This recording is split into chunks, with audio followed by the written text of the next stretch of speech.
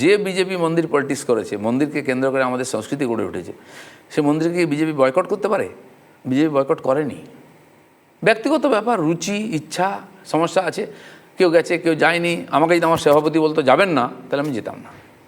আমি জানি নৈতিকভাবে বিজেপি কেউ বলতে পারে না মন্দিরে যেও না।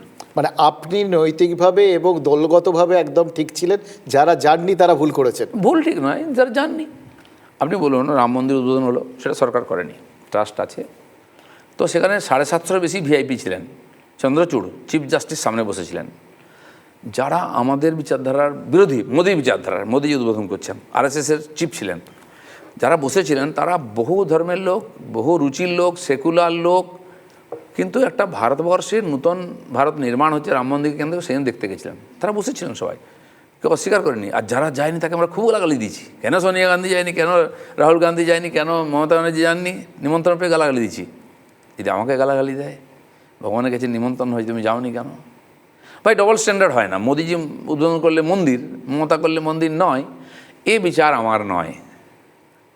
রাম রাম, জগন্নাথ জগন্নাথ, বিশ্বনাথ বিশ্বনাথ। আমি তার কাছে যাব। কে মন্দির উদ্বোধন করেছে 4 দিন পরে লোকে ভুলে যাবে।